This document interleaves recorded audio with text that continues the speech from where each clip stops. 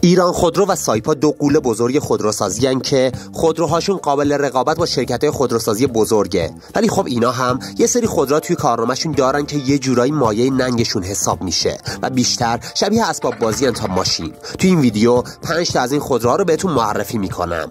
آخریش دیگه تیر خلاص بر پیکر صنعت خودروسازیه.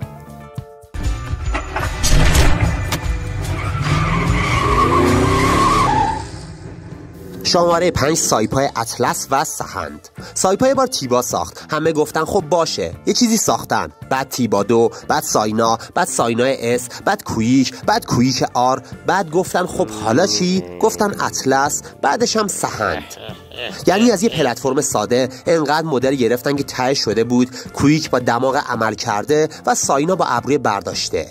برادر من، شما اگه میخوای ماشین جدید بزنی یکم خلاقیت به خرج بده، نه اینکه همون تیبا رو 10 بار فیس لیفت کنی و به هر کدوم یه اسم قله بدی.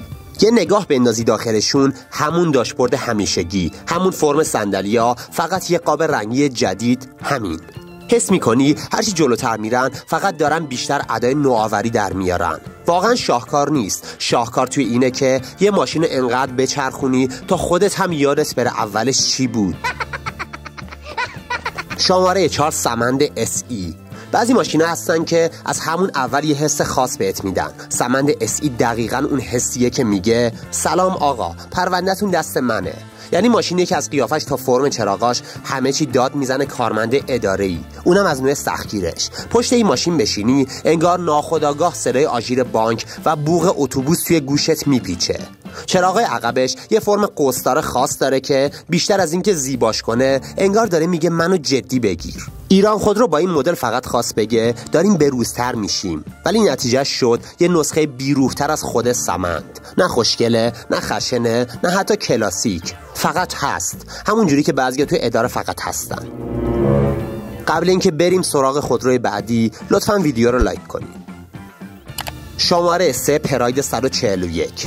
یه روز سایپا تصمیم گرفت پراید رو شق و رق کنه.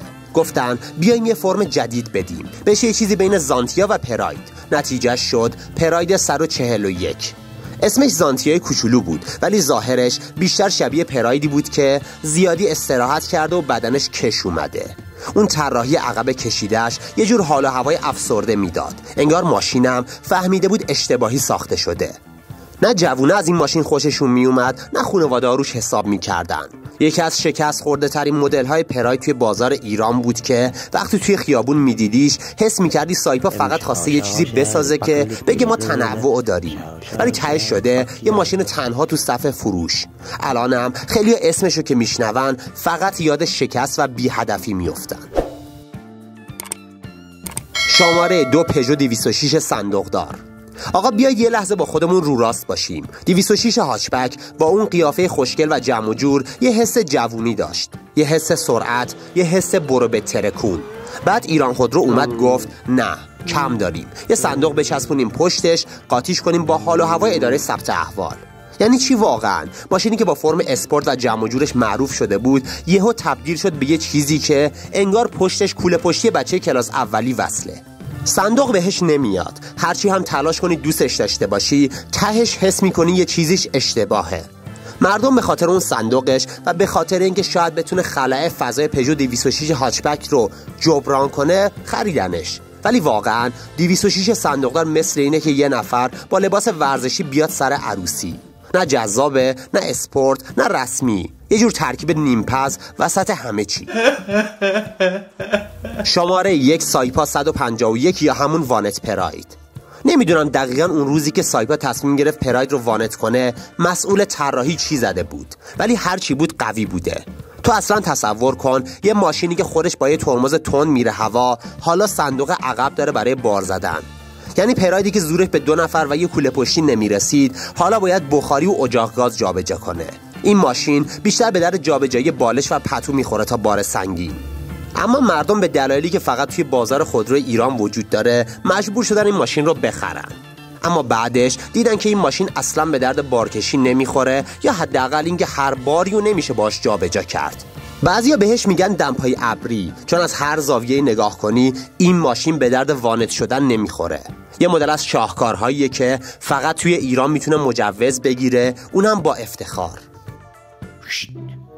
خداییش توی این ویدیو بیا با هم صلح کنیم. موافقم باهات، اینا دیگه خیلی چرت و پرتن. آره ناموسن.